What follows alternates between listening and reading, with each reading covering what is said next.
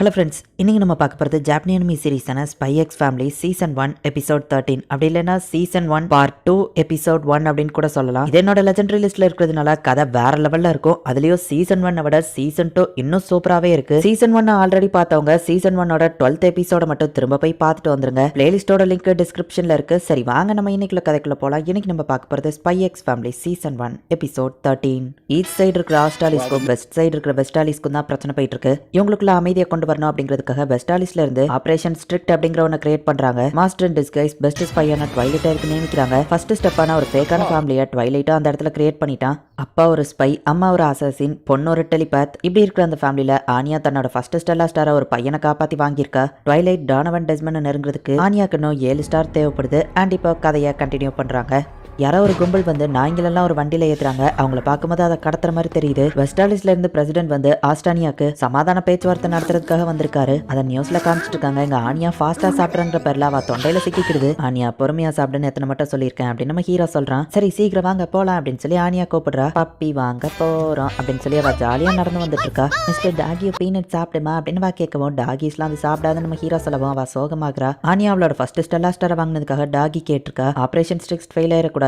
ஆனியாக்கு இது ஒரு மோட்டிவேஷனா இருக்கும் தான் நம்ம ஹீரோ டாகி வாங்குறதுக்கு அவளை கூட்டிட்டு வந்திருக்கான். ட்வைலைட் அவன் ஏஜென்சியில இருக்கிற ஒரு இடத்துக்கு தான் கூட்டிட்டு வந்திருக்கான். இதெல்லாம் மிலிட்டரி ட்ரெயின்டு டாகிஸ் அப்படின்னு சொல்லி கடைக்கார் சொல்றாரு. கண்டிப்பா இந்த டாகி அவளுக்கு பிடிக்காதுன்னு தான் நினைக்கிறேன் அப்படின்னு நம்ம ஹீரோ யோசிச்சுட்டு இது கியூட்டா இருக்குல்ல அப்படின்னு சொல்லி கேட்கவோ ஆனியா திரும்பி பாக்குறத வச்சு இவளுக்கு எதுவுமே பிடிக்கல அப்படின்னு நம்ம ஹீரோ புரிஞ்சுட்டு கியூட்டான டாகிஸ் ஏதாச்சும் இருக்கான்னு நம்ம ஹீரோ கேட்கறான். பக்கத்துல ஒரு அடாப்ஷன் இவெண்ட் நடக்குது, வேணா அங்க போங்களா அப்படின்னு அவர் சொல்றாரு. அப்ப அங்க ட்வைலைட்டுக்கு வந்து ஒருத்தர் சிக்னல் காட்டுறாரு. ஏதோ புது ஆபரேஷன் போல எமர்ஜென்சி நம்ம ஹீரோ புரிஞ்சுக்கிட்டான். ஐயோ வயிறு கலக்குது அப்படின்னு நம்ம ஹீரோ சொல்லவும் ஆனியா நம்ம ஹீரோட மைண்டை ரீட் பண்ணி புரிஞ்சுக்கிட்டு அப்பா பாத்ரூம் போனா வர லேட் ஆகும், வாங்க நம்ம போலாம் அப்படின்னு வா சொல்றா. யோரும் சரி ஓகே அப்படின்னு சொல்றா. ஆனியானுக்கு நல்லாவே கவர் பண்றா. ஆனா என்ன இப்படி அவமானப்படுத்திட்டாலே அப்படின்னு நம்ம ஹீரோ நினைக்கிறான். எனக்கு ஹெட் குவார்டர்ஸ் போறாமா, ரொம்ப லேட் ஆச்சுன்னா என் ஃபேமிலிக்கு மேல டவுட் வராது அப்படின்னு நம்ம ஹீரோ கேட்கறான். ஹேண்ட்லர் கிட்ட பேசிக்கோங்க, இது ஒரு எமர்ஜென்சி.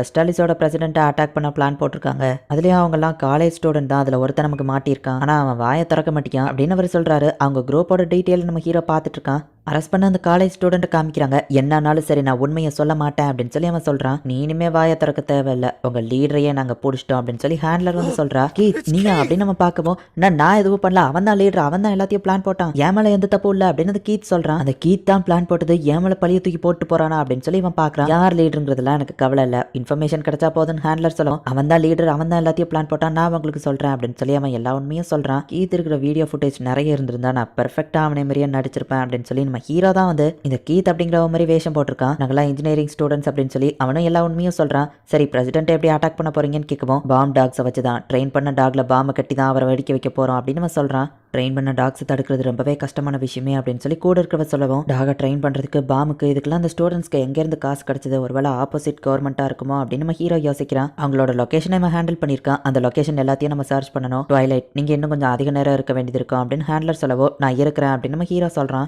ஈஸ்ட் அண்ட் வெஸ்ட்குள்ள ஆல்ரெடி பிரச்சனை இருக்கு. இந்த அட்டம்ப்ட்ல ஒருவேளை பிரசிடென்ட் இறந்து போகலைனாலுமே அவர் அட்டாக் பண்ணான்னு தெரிஞ்சா கூட பெரிய வாரே கிரியேட் ஆகும். ஸோ பப்ளிக் யாருக்கும் தெரியாம இதை ஹேண்டில் பண்ணுங்க அப்படின்னு ஹேண்ட்லர் சொல்றா. இந்த டாகை பார்த்துக்கோ அப்படின்னு சொல்லிட்டு ஒருத்த கடைக்கு போறான். பாமை வச்சு அனுப்பக்கூடிய ட்ரெயின்டு டாக்ஸ் இதுதான். அப்ப அதுல ஒரு ஒயிட் கலர் டாகி மட்டும் ஒரு பையன் ஓடிட்டு இருக்கிறத பாக்குது. அதோட கயிறை பிடிங்கிட்டு ஃபாஸ்டா ஓடி போய் அந்த பையனை பிடிச்சி இழுக்குது. பார்த்தா மேல இருந்து ஒரு பில்போர்ட் வந்து கரெக்டா விழுது. இந்த டாகி மட்டும் பிடிக்கலன்னா அந்த பையன் நேரத்துக்கு இறந்து போய் டாகி நீ என்ன காப்பாத்திட்ட தேங்க்ஸ் அப்படின்னு அந்த பையன் சொல்றான். சாரி மேடம், இந்த டாகி என் பேச்ச கேட்கவே மாட்டேங்குது அப்படின்னு அதை வச்சிருந்தவன் கடுப்பாகிறான். இதெல்லாம் ட்ரெயின் டாக்ஸ், நம்ம இதை டேமேஜ் பண்ணக்கூடாது அப்படின்னு சொல்லி கூட இருக்கவன் சொல்றான். அடாப்டேஷன் இவெண்ட்டுக்கு ஆனியாவும் யோரு போறாங்க. அங்க எல்லாமே கியூட்டா இருக்கு. ஐ பப்பீஸ் இருக்கு, பூனைக்குட்டி இருக்கு, பன்னீஸ் கூட இருக்கு அப்படின்னு ஆனியா ஹாப்பி ஆகுறா. ஆனியா தனியா எங்கேயோ போயிடக்கூடாது, அம்மா கூடவே இருக்கணும் சரியா அப்படின்னு யோர் சொல்றா. ஓகே சொல்றா. குட்டியா இருந்தாலும் கால் அழகா இருக்குல்லன்னு யோர் சொல்லுவோம். அப்ப நான் கியூட்டா இருக்கனா, எல்லாமே கியூட்டா இருக்குது, எதை செலக்ட் பண்ணு தெரியலையே அப்படின்னு சொல்லி அவ பாத்துட்டு இருக்கவும் ஜன்னலுக்கு வெளியே இந்த ஒயிட் டாக் போயிட்டு இருக்கிறத அவ பாக்குறா. அந்த ஒயிட் டாக்குமே ஆனியாவை திரும்பி பாக்குது. அதோட மைண்ட் அவ ரீட் பண்ணா இவங்க ஃபேமிலி அவ கண்ணுக்கு தெரியுது. மிஸ்டர் டாகிக்கு எங்க ஃபேமிலியை பத்தி எப்படி தெரியும் அப்படின்னு ஆனியா பாக்குறா. 8th பில்டிங்குள்ள அவங்க போறாங்க. அம்மா வெளியே ஒரு டாகிக்கு நம்ம ஃபேமிலியை பத்தி தெரிஞ்சிருக்குன்னு சொன்னா என்ன வளருதானே அவங்க கேட்பாங்க. சோ அவங்களுக்கு தெரியாம போலான்னு சொல்லி 5 நிமிஷத்துல திரும்ப வந்துடலாம் அப்படின்னு சொல்லி அந்த 8th பில்டிங்குள்ள இப்ப ஆனியா தனியா போறா. ஹே மிஸ்டர் டாகி, உனக்கு எப்படி எங்க ஃபேமிலியை பத்தி தெரியும் அப்படின்னு சொல்லி அவ போய் கேட்கவும் அது எதுவோ சொல்லாம அமைதியா இருக்கு. யாரோ பேசுற சவுண்ட் கேக்குது. இந்த காலேஜ் ஸ்டூடெண்ட்ஸ் தான் பாம் வைக்கிற பிளானை பத்தி பேசிட்டு இருக்காங்க.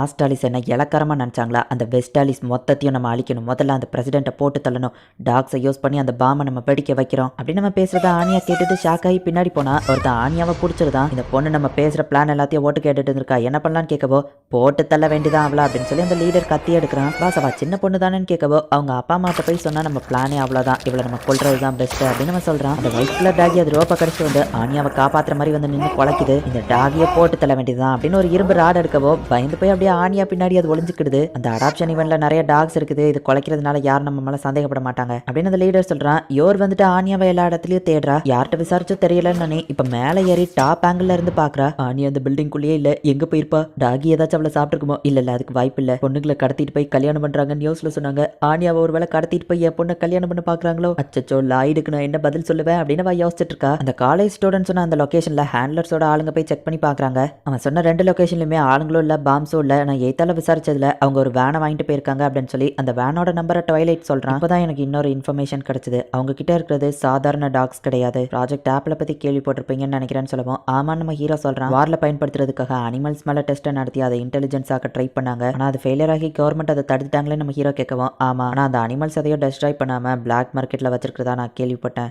அந்த இன்டெலிஜென்ஸான ட்ரெயின் பண்ணப்பட்ட டாக் தான் இந்த பாம் பிளாஸ்ட்டுக்கு பயன்படுத்த போறாங்கன்னு நான் கேள்விப்பட்டேன் அப்படின்னு ஹேண்ட்லர் சொல்றா. ஒழுங்கா இருந்துட்டேன்னா வழியே இல்லாம உனக்கு கொண்டுருவேன் அப்படின்னு அவன் மிரட்டுறான். இந்த டாகி ஆனியா காதுல ஏதோ சொல்லுது. அது மைண்டை ரீட் பண்ணி பார்த்தா போன் அடிக்கிற மாதிரி தெரியுது. ஆனா போன் தான் எதுவும் அடிக்கலையே நம்ம கேட்கறா. அப்ப திடீர்னு பார்த்தா அங்க போன் அடிக்கவும் எல்லாரும் அதை திரும்பி பாக்குறாங்க. போனை போய் ஒருத்தன் அட்டன் பண்றான். பாஸ், நம்மளோட 2 இடத்தையுமே போலீஸ் ரைட் பண்ணியிருக்காங்கன்னு நினைக்கிறேன். அது போலீஸா என்னன்னு தெரியல. நல்ல வேளை நம்ம லொக்கேஷனை சேஞ்ச் பண்ணிட்டோம்னு சொல்லவும் காலையில இருந்தே கிறிஸை காணுங்க போது யோசிச்சேன், நம்ம எல்லாரும் இப்பவுமே இந்த இடத்த விட்டு போனோம். டே அந்த பொண்ணுங்கடா அப்படின்னு அந்த லீடர் கேட்கவோ ஃபோன் வந்துச்சு, நான் அதுல டிஸ்ட்ராக்ட் ஆயிட்டேன்னு அவன் சொல்றான். ஆனியாவை பிடிச்சி இழுத்துட்டு அந்த டாகி போயிட்டு இருக்கு. மிஸ்டர் டாகி, போன் அடிக்கிறதுக்கு முன்னாடியே போன் அடிக்க போதுன்னு உனக்கு எப்படி தெரிஞ்சது? அப்படின்னா உனக்கும் என்ன மாதிரி சூப்பர் பவர் இருக்கா? மிஸ்டர் டாகி, தப்பான வழியில போற 8th பில்டிங்குள்ள போ, அங்கதான் எங்க அம்மா இருக்காங்க, அவங்கள நம்மளை காப்பாத்திடுவாங்க, காப்பாத்துங்க அப்படின்னு அவ கத்திட்டு இருக்கா. அது ஆனியா தானே அப்படின்னு சொல்லி யோர் பாக்குறா. சீக்கிரம் அவளை பிடிக்கணும்னு சொல்லவும் சின்ன பொண்ணு தானேன்னு ஒருத்த கேட்கறான். அவங்க அப்பா அம்மாட்ட சொன்னா நம்ம மொத்த பிளானும் கேட்டு போயிடும், நானே போய் அவளை பிடிக்கிறேன் அப்படின்னு அவன் கிளம்புறான். என்ன கொல்ல வராங்க, காப்பாத்துங்க அப்படின்னு ஆனியா கத்துறா. எவ்வளவு கியூட்டான பொண்ணு இல்ல, விளையாடிட்டு போறா போல அப்படின்னு மத்தவங்க நினைக்கிறாங்க. இந்த டாகி ரொம்பவே ஃபாஸ்டா போயிட்டு இருக்குது, எனக்கு ரொம்பவுமே பயமா இருக்கு. ஆனா இதுவுமே கூலா ஆசமா தான் இருக்கு அப்படின்னு ஆனியா நினைக்கிறா. அப்படிதான் மிஸ்டர் டாகி, ஒன்னால முடியும், ஸ்டார்லைட் ஆனியா வந்துகிட்டு இருக்கா அப்படின்னு ஆனியா ஜாலியா என்ஜாய் பண்றா. அது ஒரே இடத்தையே சுத்தி சுத்தி வந்து அவங்க முன்னாடியே போய் நிக்குது. உன்னை தேடுற வேலையை நீயே எங்களுக்கு மிச்சம் பண்ணிட்ட அப்படின்னு இந்த லீடர் சொல்றான். அச்சோ மிஸ்டர் டாகி, என்ன இப்படி மாட்டி விட்டுட்ட அப்படின்னு ஆனியா அதை திருப்பினா அதை பிடிச்சிருந்தாங்க. சாரி பொண்ணு, இதை பர்சனலா எடுத்துக்கிறாத அப்படின்னு ஆனியாவை இப்ப கொல்லலான்னு போனா,